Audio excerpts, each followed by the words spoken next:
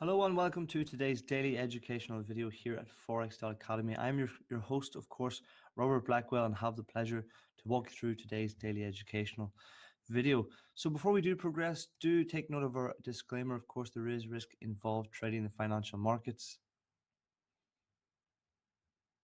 And we'll move on to the topic of today's education. We will discuss what moves financial markets. So before we do, let us discuss asset classes themselves. It is important to note that the various asset classes that we are able to trade all react differently to relative news flow. Okay, so the news that affects their market in question, they will of course move accordingly. Equities and bonds are said to share a closer relationship with general business practice and with the investment community, while commodities have a clear relationship with their underlying supply and demand. Okay.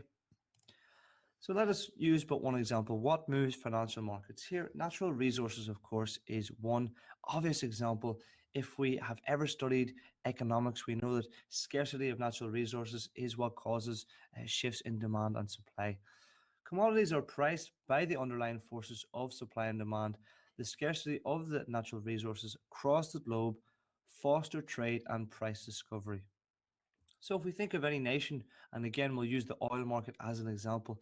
If we think of nations that are rich in this commodity, of course, they use the discovery and the production of that commodity and sell it across global markets to affect their balance of payments and effectively increase the amount of capital and trade flow in their economy. So the oil market is a good example to reflect natural resourcing. Uncertainty regarding the supply of oil to meet global demand means that commodity prices fluctuate constantly.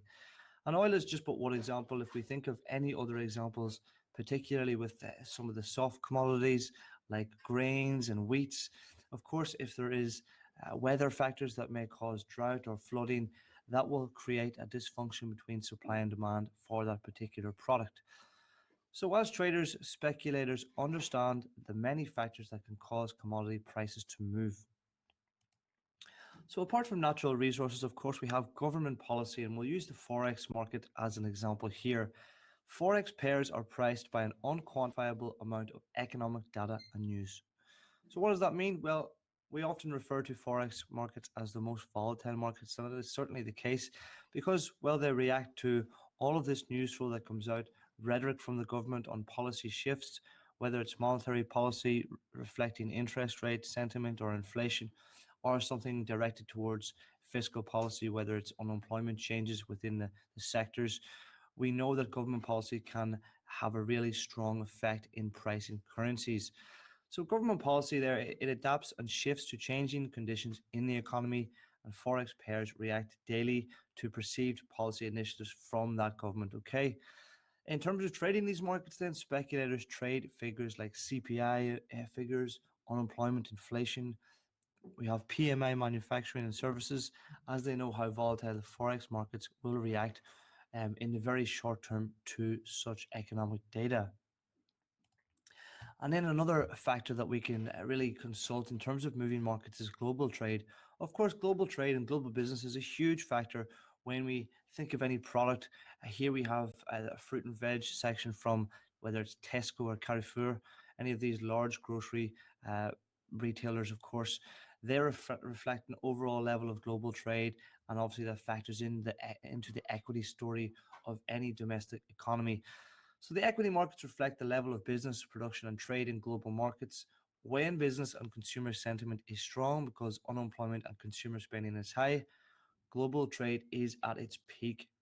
In terms of trading these markets, well, speculators analyze things like earning reports and business sentiment data to understand how their interested markets are performing and how they're performing in which environment specifically. So here we have a market in front, which is specifically the US dollar index. And what we can see from the price action is a very strong bearish trend, a long-term bearish trend to the downside.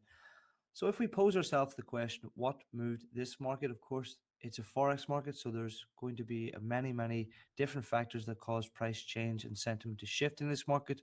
But to name but a few, well, global growth is broad and sustained. Of course, we know that we're in a bullish global economy, but potentially appetite is is good or is strong in terms of risk appetite, and obviously we know the US dollar to be one of those safe haven currencies, then we see capital start to retract from US dollar investments. Potentially, demand for capital in non-US part of the world is rising as we see the MSCI index and these emerging market economies are performing very strongly again as well. So there is a certain demand for other capital apart from US dollar capital floating across the world. And in terms of political rhetoric, well, we know the Trump administration has seemed to favor a weak dollar and is certainly trying to impact that potential with these current trade discussions or trade tariffs on certain products, metals, and energies being one of the other. So this can show us really give us good insight into a trend, a US dollar, and understand why this market is moving in such a way to look to trade in one particular direction. So just to finish then on a daily note for our education today, in terms of looking and studying what potentially moves markets, well, many traders prefer to choose a few markets that are familiar to them as they've gained a level of understanding to how those markets move. And in actually gaining an extra level of understanding to how those markets are priced, you'll know that when certain news flows enters the markets, which direction the market is more likely to move to in question. So that will help your fundamental analysis of price action as well. So that will conclude our daily educational video for today. Thank you very much for joining us here at Forex Academy. From all of us here, we'll see you next time. Bye for now.